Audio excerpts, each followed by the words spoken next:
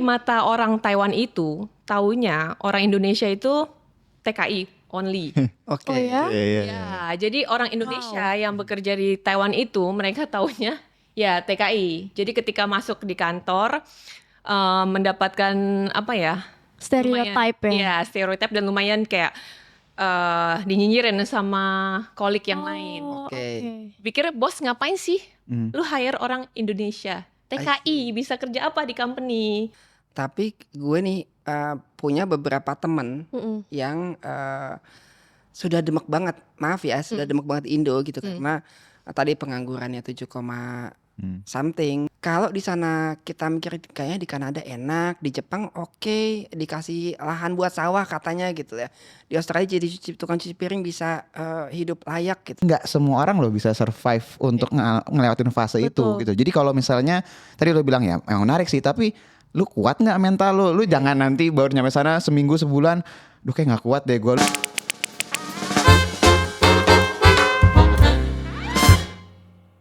Hai semuanya, apa kabar? Salam sehat, kembali lagi di Masa Sih Podcast. Masih bersama aku, Dinda, Mas Umar, dan Hai. juga Mas Fa. Halo. Tapi hari ini kita kedatangan bintang tamu yang cantik lagi akhirnya yang buat nemenin aku. Jadi aku gak cewek sendiri. Kita kedatangan sama Chino Fikwa. Halo. Hai Ci, Halo. apa kabar? Baik, salam kenal semuanya. Cantik sekali ya. Chino Fikwa ini adalah warga negara Indonesia yang sekarang kerja dan tinggal di luar negeri, tepatnya di Taiwan ya Ci. Iya, betul. Tapi sampai saat ini juga masih aktif berinvestasi di saham Indonesia dan juga global katanya. Betul. Wih, cocok banget nih. Cocok banget juga sama topik yang hari ini bakal aku bahas. Oke. Karena ini akan berhubungan dengan luar negeri. Nah, topik randomnya adalah apa sih pro dan kontra bekerja atau mendapatkan pekerjaan di luar negeri gitu. Karena sekarang lagi viral banget di tahun 2025 ini, lagi in banget hashtag kabur aja dulu kalau Mas dan Mbak tahu. Nah, ini di sosial media di mana-mana ada. Tapi aku juga ngerti juga sih setelah aku baca, mereka itu didukung sama data pengangguran yang juga tinggi banget di Indonesia. Susah cari pekerjaan. Fresh graduates juga sekarang yang lulus belum tentu dapat pekerjaan langsung gitu, masih nganggur. Jadi mungkin ini menjadi solusi buat teman-teman di luar sana untuk kabur aja dulu ke luar negeri dan mencari pekerjaan di sana. Cuma pertanyaannya, apakah seindah, semudah dan sebaik itu untuk mencari pekerjaan di luar negeri? Jadi aku mau tanya sama Chinovi, Oke. pengalaman dan gimana sih keluh kesah atau mungkin pro dan cons-nya untuk bekerja di luar negeri. Silakan Ci. Oke, aku share dari pengalaman aja ya. Yes. Jadi awal-awal tuh pernah kerja di Singapura dulu. Oke. Dari Indonesia nekat pergi ke Singapura buat attend interview. Terus abis gitu merit baru pindah ke Taiwan. Sempet vakum beberapa tahun di Taiwan, terus abis itu baru mulai mencari pekerjaan. Jadi pekerjaan yang dicari itu pekerjaan kantor ya, pekerjaan profesional. Oke. Nah, kendala awal sudah pasti yang paling susah itu di bahasa. Asik. Ya, di bahasa. Kedua, competition. Kita harus compete sama orang lokal, which is mereka udah dapat privilege bahwa kuota untuk pekerja lokal pasti lebih tinggi dibanding orang asing. Betul. Kedua, dari sisi skill dan knowledge. Tapi ada advantage-nya bahwa kita bisa menguasai bahasa Indonesia. Oke. Berarti kita bisa promote, aku promote dari sisi strength-nya di situ. Jadi karena aku bisa bahasa Indonesia, aku bisa marketing ke negara Indonesia atau Southeast Asia lain. Oke. Jadi pekerjaan terakhir aku tuh di e-commerce, itu perusahaan Taiwan dan China. Jadi dia bekerja sama di bawah Taobao yang di Oh China. ya, iya. e-commerce. Ya. Nah, pengalaman susahnya tuh gini, karena di mata orang Taiwan itu, taunya orang Indonesia itu TKI only. Oke. Oh ya? Ya, jadi orang Indonesia yang bekerja di Taiwan itu mereka taunya ya TKI. Jadi ketika masuk di kantor mendapatkan apa ya? Stereotype lumayan, ya? ya stereotip dan lumayan kayak dinyinyirin sama kolik yang lain. Oke. Pikir bos ngapain sih? Lu hire orang Indonesia. TKI bisa kerja apa di company? Oh. Bahkan itu perusahaan besar ya, Itu Ci? perusahaan besar, which is kayak misalnya during the meeting itu mereka directly ngomong gitu in Mandarin. Mungkin dipikir gue nggak bisa Mandarin. Katanya ngapain diajak meeting? Ya nggak tahu lu jago kungfu kan? Dan mereka maksudnya ngomong di depan Cina film gitu ya? Iya. Orang sana cukup straightforward, orang luar itu. Jadi bilang, ngapain lu ajak meeting? Dia ngerti apa gitu kan. Oke, terus kedua kayak misalnya jam-jam makan siang, Oke. mereka makan siang bareng, tuh gue nggak pernah diajak. Jadi gue duduk di dalam kubik, ya udah sambil makan, sambil kerja. Cuman jadinya terpacunya jadi bikin oke, gue buktiin lo ya orang Indonesia juga bisa kerja. Jadi justru karena nggak ada waktu buat gosip, buat ngobrol-ngobrol, Kerja it's only terus. work. Hebat ya. Gue mikir tadi dia di kubikel duduk makan sambil nangis atau Sedih ya, pasti dong, pasti lah. Ya ada lah nangisnya gitu kan. Dia biasa di Indo kayaknya orang teman semua baik, Iya. deket di kantor ini kayak berasa lonely banget. Tapi jadi dijadiin energi positif aja. Motivasi ya, Ci. Ya motivasi jadi semakin semangat kerjanya. Tapi itu kan di sisi kontranya. Tapi kalau pronya aku dengar-dengar katanya kalau di luar negeri kan gaji pasti jauh lebih besar daripada di Indonesia. Oke. Itu mungkin yang akan lebih menarik teman-teman di Indonesia gitu. Ya udah deh di luar ambil experience di sana, nabung, gajinya jauh lebih tinggi. Nah, itu benar nggak sih, Ci? Ada bener ya.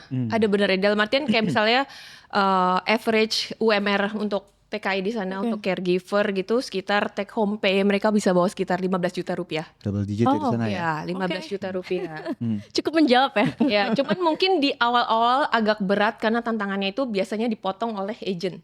Oke. Biaya agent. Kalau agentnya nakalan, itu mereka bisa dipotong lumayan besar. Jadi makanya itu yang menyebabkan akhirnya banyak yang TKI jadi ilegal karena dipotong agent gede mereka dapatnya kecil. Padahal sebenarnya rate-nya mereka tuh lumayan besar. I see. Ya. Tapi ketika dia menjadi illegal, tantangannya itu mereka nggak boleh keluar rumah. Karena kalau kena sidak mendadak di jalan gitu sama polisi, itu mereka harus langsung dideportasi dan nggak di blacklist paspornya. Oke. Tapi Din sebentar Din. Tadi kan itu kesannya nih kita udah dapat nih yang bagus sama Pro yang dan cons-nya. pro and cons-nya gitu ya. Tapi gue nih punya beberapa temen yang sudah demek banget, maaf ya, sudah demek banget Indo gitu karena tadi penganggurannya 7, something million gitu ya. Persentase itu pun menurut saya angka pengangguran 7 juta itu kan yang ngeluarin badan resmi ya. Maksud gue kalau nggak resmi pasti di atas itu angkanya gitu. Sementara itu kita punya teman di Kanada misalnya gitu ya, atau di Jepang kemarin gitu, yang mereka itu membutuhkan SDM loh. Jadi di sisi demand-nya itu negara-negara mereka itu karena satu dan lain hal maka jumlah angka penduduk produktif itu sedikit Menurun lah ya. menurun banget drastis. Ya cuma ada yang generasi tua aja. Jadi mereka butuh generasi mudanya. Sementara di kita nih kita udah berlebih nih yang muda-muda nih gitu kan. Muda-muda dan nggak guna gitu. Mudah-mudahan. Mudah-mudahan. Jadi kita punya tuh ada demand di sana, ada supply di kita. Kan pertanyaannya adalah kalau di sana tadi tuh punya teman di Jepang, di Australia yang katanya nih, lu jadi tukang cuci piring aja udah bisa hidup loh. Sudah bukan bisa hidup nih, sudah bisa beli mobil gitu lah. Beli mobil. Walaupun mobil second ya. Gitu. Iya. Jangan ngomongin Range Rover bukan, tapi maksudnya bisa gitu. Kalau di sana kita mikir kayaknya di Kanada enak, di Jepang oke, dikasih lahan buat sawah katanya gitu ya. Di Australia jadi tukang cuci piring bisa hidup layak gitu ya. Dikonversi uangnya bisa nabung gitu. Menurut saya sih memang statement dari Pak Menteri yang bilang kalau nggak demen di Indonesia ya kabur aja gitu loh. Itu boleh dikonsider berarti ya Ci ya. Lebih ke arah gini, karena kan perbedaannya Indonesia sama negara maju yang lain. Kalau di negara maju itu mostly people itu average pendapatan. Jadi maksudnya gaya hidup, lifestyle, ya kan bisa dapat mobil, makan, pendidikan, kesehatan itu average. Kalau di Indonesia kan lumayan punya gap yang sangat-sangat besar, ya kan antara orang yang kaya yang punya duit banyak sama yang agak kurang itu kan gapnya besar sekali. Nah cuman ada satu hal yang perlu di-concern bahwa oke, hitunglah misalnya gaji di Taiwan 15 juta. Oke. Tapi apakah itu bisa di-keep untuk long term? Pekerjaan seperti itu apakah bisa terus-terusan di-keep buat jangka panjang? Jadi meskipun hari ini misalnya kelihatannya besar dan lebih banyak dibanding dia kerja di Indonesia.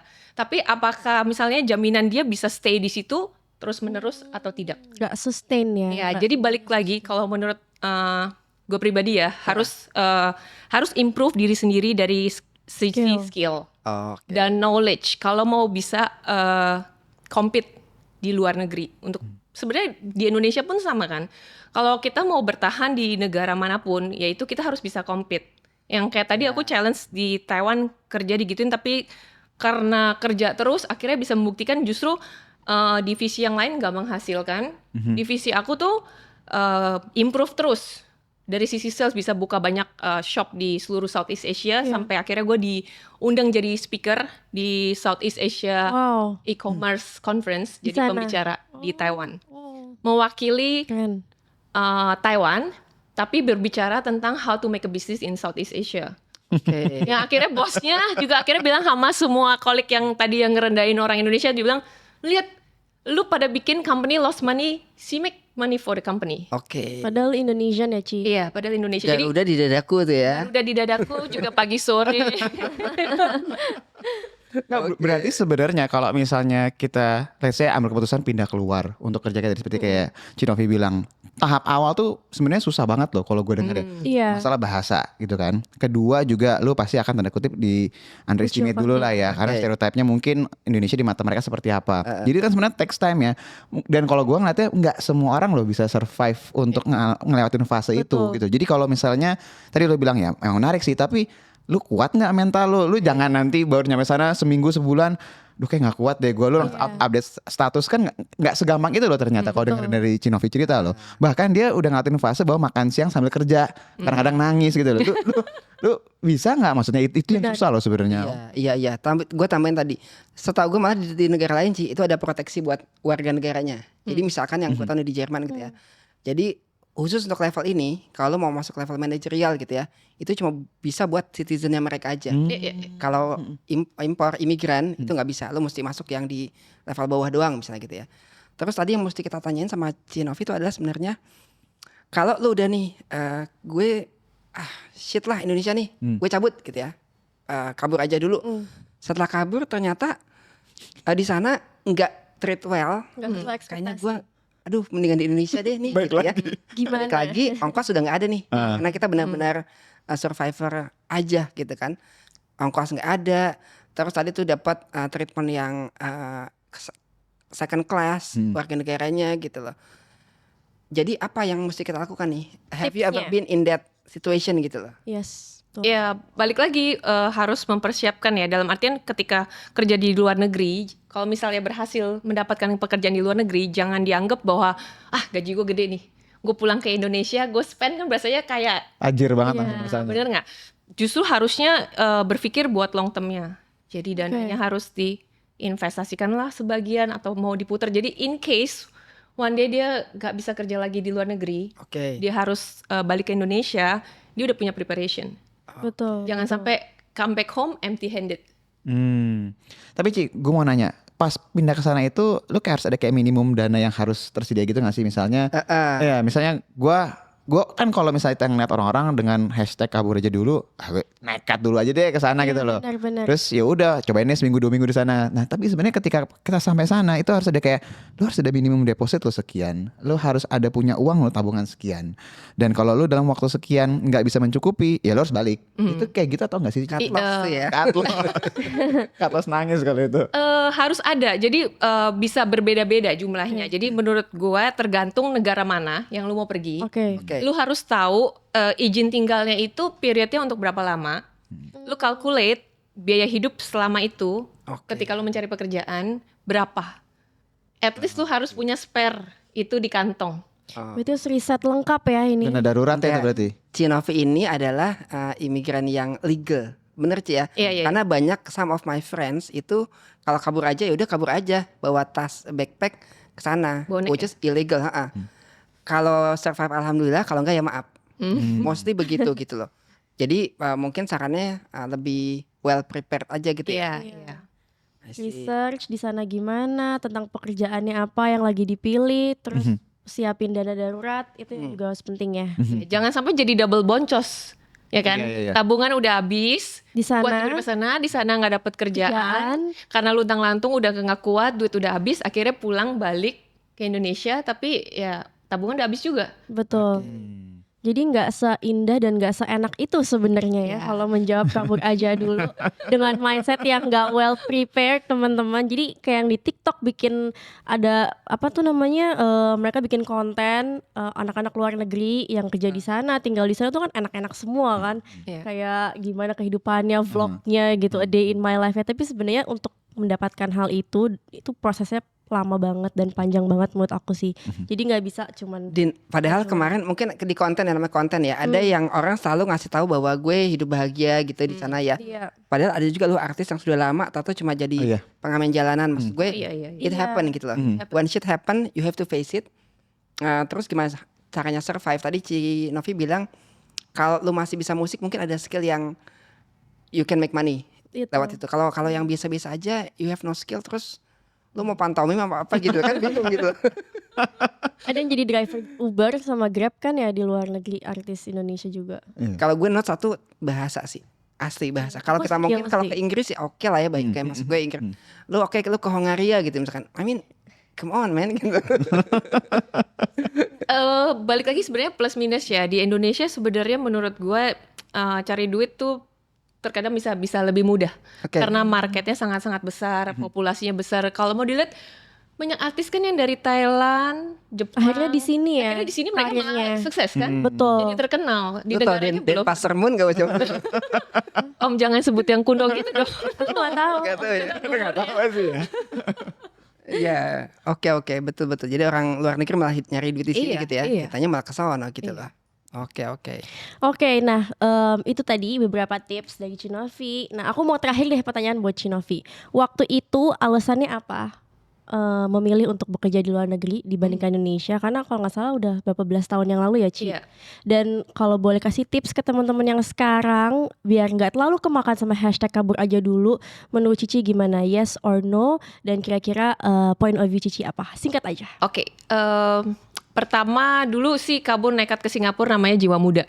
Itu udah kayak memang mimpi gue, kayak gue udah bilang gue harus kerja di luar negeri karena menurut gue pengen membuka dunia gue gitu. Jadi awalnya karena masih muda, considerationnya gak banyak ya, nekat dulu gitu. Nekat terus ya balik lagi. Itu ya menurut gue yang paling penting itu dimanapun lu berada, dimanapun lu mau bekerja, lu harus memperlengkapi diri sendiri. Ya harus terus update sama ilmu yang baru gitu. Jangan pernah mau berasa stop, berhenti belajar terus skill, terus bergaul sama orang lokal untuk dapetin mengerti culture mereka, mengerti behavior mereka supaya lu dapet ide tuh gue harus apa, harus gimana ya.